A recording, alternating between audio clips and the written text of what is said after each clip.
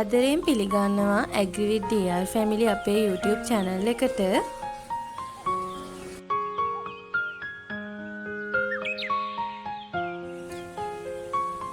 ඉතින් අද අපේ පළවෙනි වීඩියෝ එක. ඉතින් අපි අද පළවෙනි වීඩියෝ එක විදිහට ගෙනල්ලා තියෙන්නේ පැණි කොමඩු වගාව. සාර්ථකව පැණි කොමඩු වගාවක් කරගන්න අවශ්‍ය මූලික දැනුම මේ වීඩියෝ එක හරහා ඔයාලට ගෙනෙන්න අපි බලාපොරොත්තු වෙනවා. අපේ වීඩියෝ එකේ අපැහැදිලි තැනක් තිබුණොත් ඔයාලට කමෙන්ට් කරන්න පුළුවන්. අපි ඒවට උත්තර දෙන්න සූදානම් වෙලා ඉන්නවා. ඉතින් වාණිජ වශයෙන් ගොඩක් හොඳ වගාවක් තමයි මේ පැණි කොමඩු වගාව.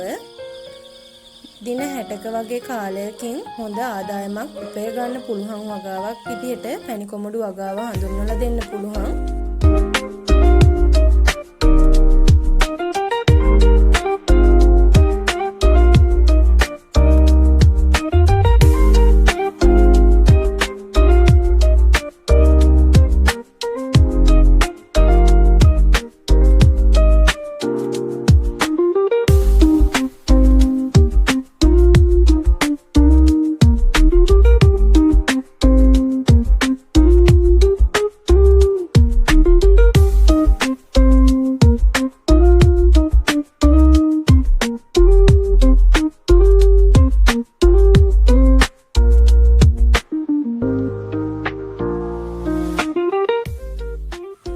මූලිකවම වගාවක් සඳහා තෝරා ගන්නා භූමියේ වල්පැල මර්ධනය කර ගැනීම ඉතාමත් අවශ්‍යයි. අපි නම් මෙතනදී සිදු කෙරුවේ පැටි නගුල ආධාරයෙන් පස පෙරලා ගත් එක.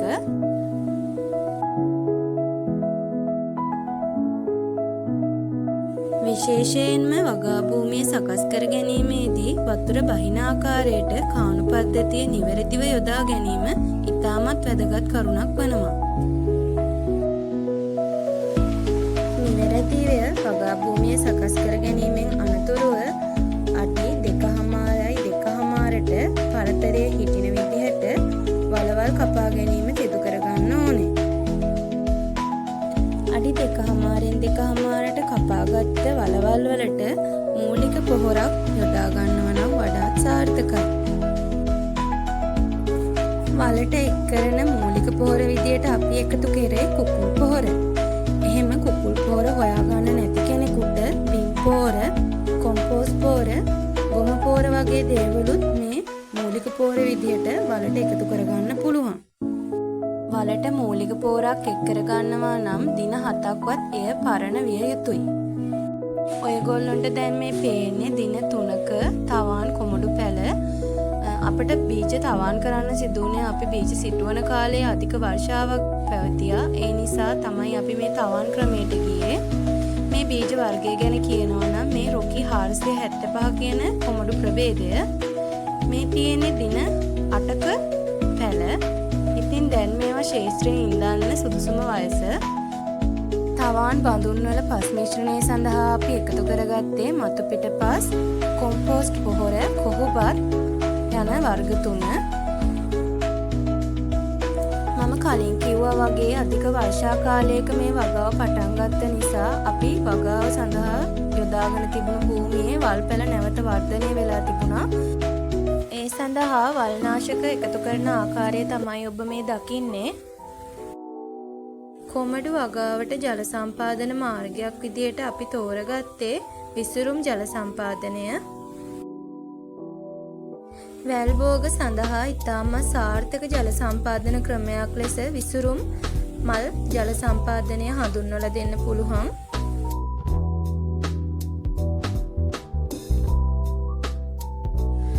අද අපේ තවාන පැල භූමියේ සිටවන දවස. ඉතින් අපි මේ පැල හිටවන්න කලින් මේ පැලවලට කැප්ටාන් දිලීර නාශක එකතු කෙරුවා. බීජ සිටවන දවසේ ඉඳන් තවන් කරපු දවසේ ඉඳන් දින 3න් 3ට අපි දිලීර නාශක මේ පොට්වලට ස්ප්‍රේ කරා.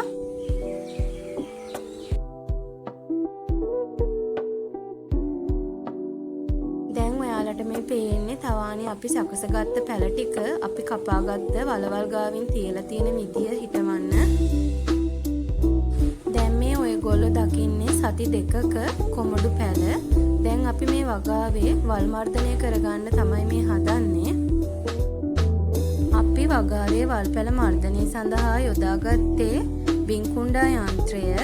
බිංකුණ්ඩා යන්ත්‍රය මගින් වල් පැල පාලනය කරන ගමන්ම පසත් පෙරලීමකට ලක් වෙනවා. ඉතින් සාර්ථකව වල් පැල පාලනය කර ගැනීමට හොඳම විසඳුමක් විදියට මේ බිංකුණ්ඩා යන්ත්‍රය හඳුන්වලා දෙන්න පුළුවන්. ඇත්තටම ඉතාමත් කාර්යක්ෂමයි.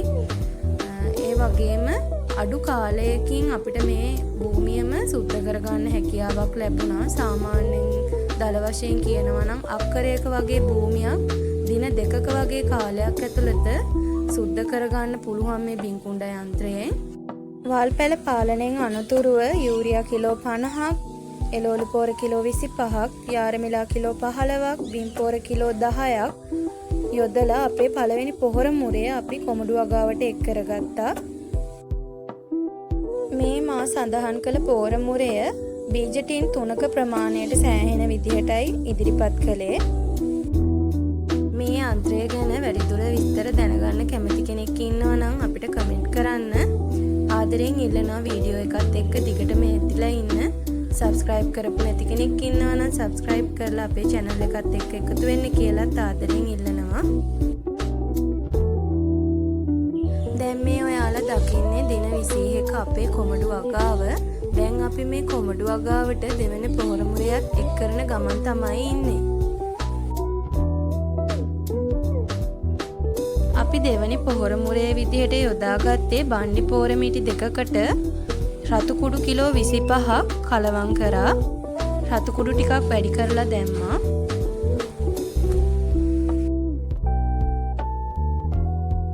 ප්‍රධාන වශයෙන් වලවල් වලට මූලික පෝරක් විදිහට කුකුල් පෝර එකතු කරපු හින්දා පෝරවල අවශ්‍යතාවය ලොකුවටම මේ පැලවලට තිබුණේ නෑ.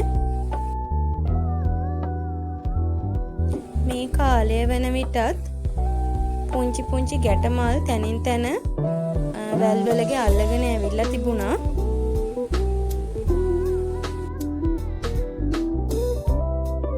කොමඩු වගාවේ මුල් අවදියේ අපේ පැලවලට ඇතිවෙන ලොකුම කෘමි වෝදුරක් තමයි සුදුමැස්සා කුඩිත්තා කියන්නේ. ඉතින් මේ සුදුමැස්සා කුඩිත්තා කියන කෘමීන්ගෙන් වෙන හානි වළක්වා ගන්න අපි ඇක්ටාරා ඉමිඩා යන කෘමිනාශක වර්ග දෙක භාවිතා කළා.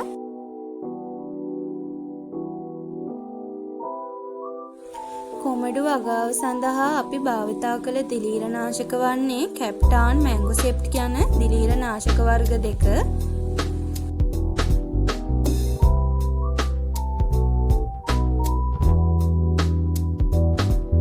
කොමඩු වගාවේ ගැටමල් අල්ලන අවස්ථාවේදී දියර පොහොර භාවිතා කිරීම ඉතාමත් වැදගත් කාරණයක් වෙනවා. අප පොහොර එකතු කරනවා වගේම දියර පොහොර වලිනුත් අපේ පැලවලට වගාවට සාර්ථක ප්‍රතිඵල ගෙනල්ලා දෙනවා. අපි නම් සාමාන්‍යයෙන් දින 21ක වගේ කාලය ඇතුළත ග්‍රීන් අප් කියන දියර පොහොර එක තමයි ගොඩක්ම භාවිතා කෙරුවේ. ඒකෙන් ගැටමල ශක්තිමත් වෙනවා. ඒ වගේම තව ගැටමල් අල්ලන ප්‍රවණතාවය වැඩි වෙනවා. ග්‍රීන් අප් දියර පොහොරයකට අමතරව K45 සුපර් ජෙල් කියන දියර පොහොර වර්ගත් අපි භාවිතා කෙරුවා. ඒ වගේනුත් ගොඩක් සාර්ථක ප්‍රතිඵල අපිට ලැබුණා.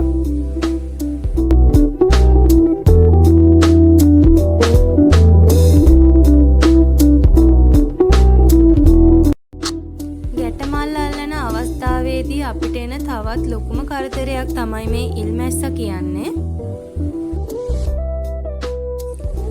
ඉල්මැස්සන් පාලනය කර ගැනීම සඳහා වර්තමානය වන විට විවිධ ක්‍රම තිබෙනවා. ඇතැම් ගොවි මහත්වරුන් ඉල්මැස්සි උගුල්, ස්ටික, කෘමිනාශක වර්ග, ඉල්මැස්සි ස්ප්‍රේ මේ වගේ ක්‍රම ගොඩක් අනුගමනය කරනවා. අපි නම් මේ කොමඩු වගාව සඳහා භාවිතා කරේ ඩෙල්ටා කියන කෘමිනාශකය. ස්ටික, උගුල් ඒ වගේ දේවල් වලට අපි ගියේ නෑ. තවත් විශේෂ කරුණක් මම ඔයගොල්ලන්ට කියන්නම්. අපි වගාවේ කෘමිනාශක එක් කරන අවස්ථාවට තෙල් ටැංකියට සක්කර කුඩු කරලා දිය කරපු වතුර අපේ ටැංකියට දාලා තමයි මේ කෘමිනාශක වර්ග ස්ප්‍රේ කරේ. එතකොට ගොඩක් දුරට අපේ වගාවට මීමැස්සෝ එන ප්‍රවණතාවය වැඩි වෙනවා. අපි කවුරුත් දන්නවනේ මීමැස්සනේ මේ ඔක්කොම පරාගණය කරන්නේ. ඉතින් මේ පරාගණය මගින් අපිට ගොඩක් ලොකු අස්වැන්නකට යන්න පුළුවන්කමක් ලැබෙනවා.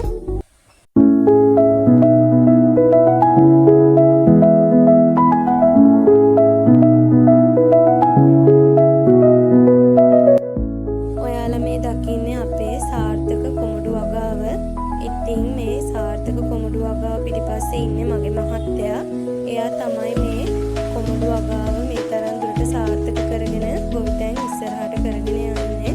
ඇත්තටම මේ වීඩියෝ දකිනකොට නිහතමානී සතුටක් තියෙනවා මේ අපේ වගාවේ සාර්ථකත්වය ගැන. ආදරයෙන් ඉල්ලනවා ඇග්‍රිවිට් DR ෆැමිලි YouTube channel එකත් එක්ක දිගටම එකතු වෙන්න කියලා. තවත් වැදගත් කරුණක් මම එක් කරන්නම්. කොමඩු වගාවට දිනපතාම ජල සම්පාදනය සිදු කිරීම ඉතාමත් වැදගත් වෙනවා. ජල සම්පාදනය හරියාකාරව සිදු කරනකොට අපිට හොඳ අස්වැන්නකට යන්න පුළුවන්. මේ මගේ මහත්තයා එයාගේ දින 60ක මහන්සියේ ප්‍රතිඵල නෙලා ගන්න දවස. ඇත්තටම ගොවිතැන් කරන අපේ සතුටුම දවසක් තමයි ජීවිතේ අපි හිටවපු භෝගයක අස්වැන්න නෙලන දවස කියන්නේ. කොමඩු අස්වැන්න එකවරම හෝ වාර දෙකකදී නෙලාගෙන නිම කරගන්න පුළුවන්. ඔබටත් පුළුවන් දින 60ක් වැනි කෙටි කාලයක් තුල සාර්ථක පැණි කොමඩු වගාවක යෙදিলা ඔබේ අතමිට සරු කරගන්න. ආදරයෙන් ඉල්ලනවා දිගටම ඇග්‍රිවිට් DR ෆැමිලි අපේ YouTube channel එකත් එක්ක එකතු වෙන්න කියලා. subscribe කරන්නත් අමතක කරන්න එපා.